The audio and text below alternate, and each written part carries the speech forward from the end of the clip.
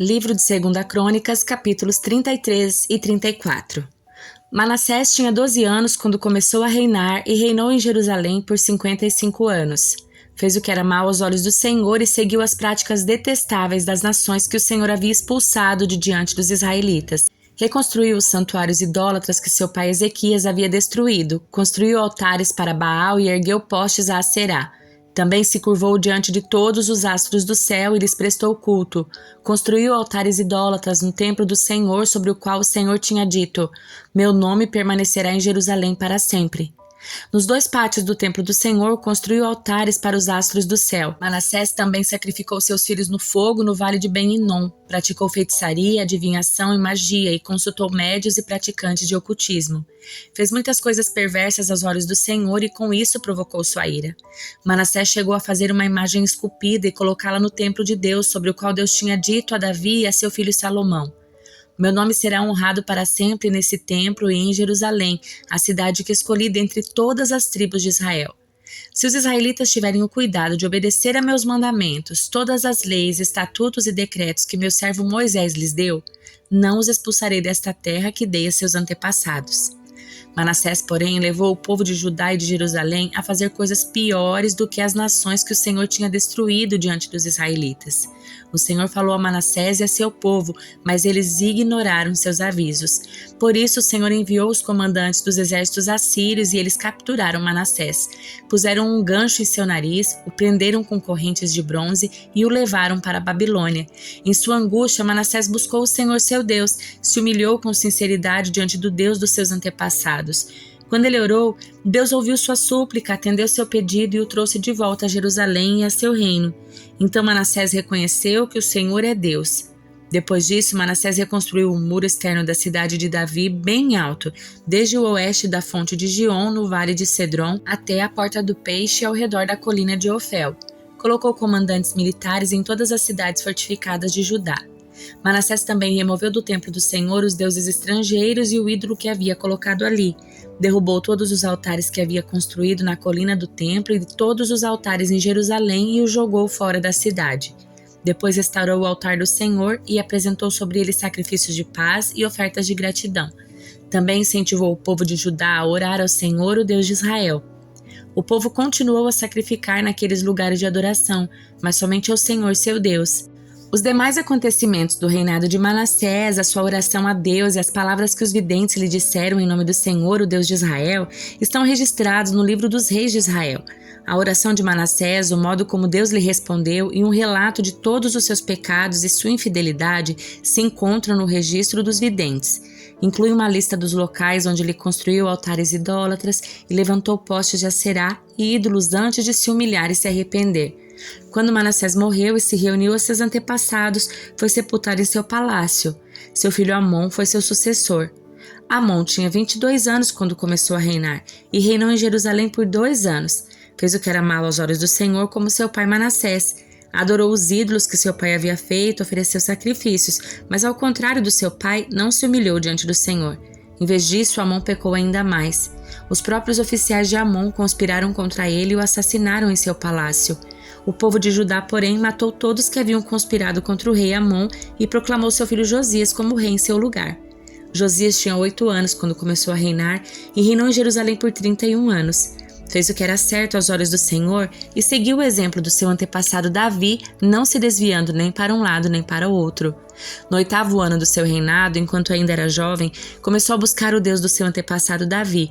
Então, no 12º ano, começou a purificar Judá e Jerusalém, destruindo os santuários idólatras, os postes de Aserá, os ídolos esculpidos e as imagens de metal. Deu ordens para que fossem destruídos os altares de Baal e despedaçados os altares de incenso que ficavam acima deles. Também ordenou que os postes de Aserá, os ídolos esculpidos e as imagens de metal fossem despedaçados e espalhados por todos os túmulos daqueles que haviam oferecido sacrifícios. Queimou os ossos dos sacerdotes idólatras sobre seus próprios altares e com isso purificou Judá e Jerusalém. Fez a mesma coisa nas cidades de Manassés, Efraim e Simeão, e até na distante Naftali, bem como nas ruínas ao seu redor. Destruiu os santuários idólatras, os postes de Aserá, reduziu os ídolos a pó e despedaçou todos os altares de incenso em toda a terra de Israel. Por fim, voltou a Jerusalém. No 18º ano do reinado de Josias, depois dele purificar a terra e o templo, nomeou Safã, filho de Azalias, Maazéias, governador de Jerusalém, e Joá, filho de Joacás, o historiador do reino, para restaurarem o templo do Senhor seu Deus. Eles entregaram ao sumo sacerdote Hilquias a prata recolhida pelos levitas que guardavam as portas do templo de Deus. As ofertas foram trazidas pelo povo de Manassés, de Efraim e de todo o remanescente de Israel, bem como de Judá e de Benjamim e pelos habitantes de Jerusalém. E Hilquias e os outros líderes entregaram a prata aos homens encarregados de supervisionar a reforma do templo do Senhor. Eles pagaram os trabalhadores que faziam os reparos e a restauração do templo. Também contrataram carpinteiros e construtores que compraram pedras cortadas para as paredes e madeira para os suportes e as vigas. Restauraram aquilo que reis anteriores de Judá haviam deixado ficar em ruínas. Os trabalhadores realizaram a obra com fidelidade, sob a liderança de Jaate e Obadias, levitas do clã de Merari, e de Zacarias e Mesulão, levitas do clã de Coate. Outros levitas, todos músicos talentosos, ficaram responsáveis pelos carregadores e pelos trabalhadores em várias funções. Ainda outros auxiliavam como secretários, oficiais e guardas das portas. Enquanto estavam retirando a prata recolhida do templo do Senhor, o sacerdote Hilquias encontrou o livro da lei do Senhor escrito por Moisés. Hilquias disse a Safã, secretário da corte: "Encontrei o livro da lei no templo do Senhor." E Hilquias entregou o livro a Safã. Safã levou o livro ao rei e relatou: "Seus oficiais estão fazendo tudo o que lhes foi ordenado. A prata recolhida no templo do Senhor foi entregue aos supervisores e trabalhadores." Safã também disse ao rei: "O sacerdote Hilquias me entregou um livro." E Safã leu o livro para o rei. Quando o rei ouviu o que estava escrito na lei, rasgou suas roupas. Em seguida, deu estas ordens a Hilquias, a Aicã, filho de Safã, a Aquibor, filho de Micaías, a Safã, secretário da corte, e a Asaías, conselheiro pessoal do rei: "Vão consultar o Senhor por mim e por todo o remanescente de Israel e de Judá. Perguntem a respeito das palavras escritas no livro que foi encontrado. A grande ira do Senhor foi derramada sobre nós, pois nossos antepassados não obedeceram à palavra do Senhor. Não temos feito o que este livro ordena." Então Hilquias e os outros homens foram do bairro Novo de Jerusalém consultar a profetisa Ulda. Ela era esposa de Salum, filho de Tocate, filho de Arás, responsável pelo guarda-roupa do templo. Ela lhes disse: "O Senhor, o Deus de Israel, falou. Voltem e digam ao homem que os enviou que assim diz o Senhor: trarei desgraça sobre esta cidade e sobre seus habitantes. Todas as maldições escritas no livro que foi lido para o rei de Judá se cumprirão, pois o meu povo me abandonou e queimou incenso a outros deuses. Estou grandemente irado com eles por tudo que fizeram. Minha ira será derramada sobre este lugar e não se apagará. Mas vão ao rei de Judá, que os enviou para consultarem o Senhor, e digam-lhe que assim diz o Senhor, o Deus de Israel, a respeito da mensagem que acabaram de ouvir. Você se arrependeu, se humilhou diante de Deus quando ouviu as palavras dele contra esta cidade e os seus habitantes.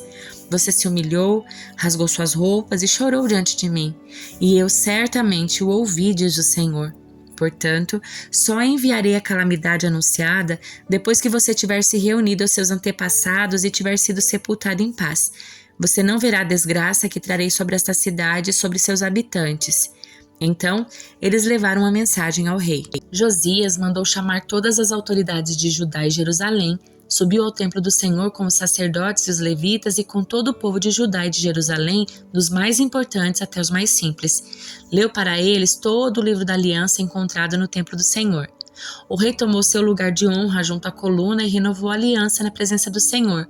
Comprometeu-se a obedecer ao Senhor e cumprir seus mandamentos, preceitos e decretos de todo o coração e de toda a alma.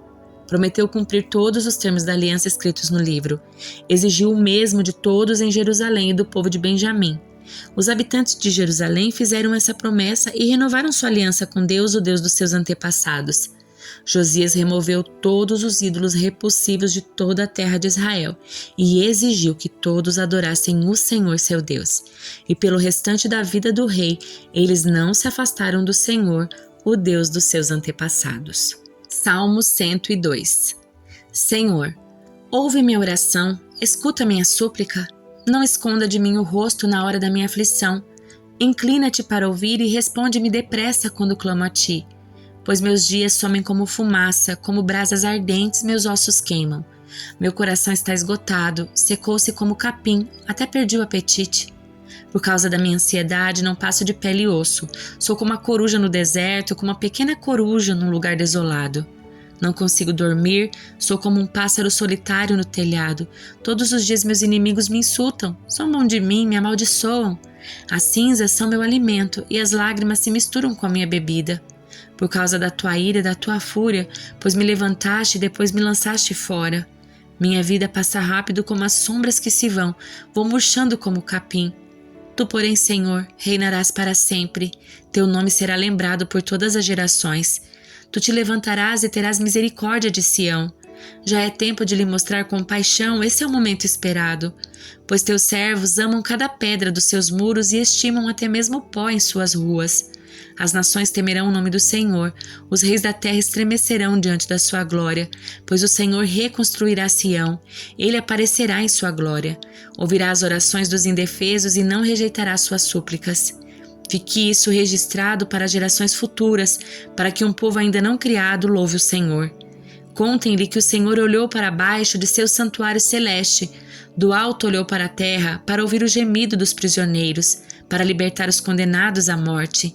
Assim o nome do Senhor será proclamado em Sião, seu louvor em Jerusalém, quando os povos se reunirem e os reinos vierem para servir o Senhor. No meio da minha vida ele me tirou as forças e me encurtou os dias, mas eu clamei a ele. Ó meu Deus que vive para sempre, não tires minha vida enquanto ainda sou jovem. Muito tempo atrás lançaste os fundamentos da terra e com as tuas mãos formaste os céus. Eles deixaram de existir, mas tu permanecerás para sempre. Eles se desgastarão como roupa velha. Tu os trocarás como se fossem vestuário e os jogarás fora. Tu, porém, és sempre o mesmo. Teus dias jamais terão fim. Os filhos dos teus servos viverão em segurança e seus descendentes prosperarão em tua presença.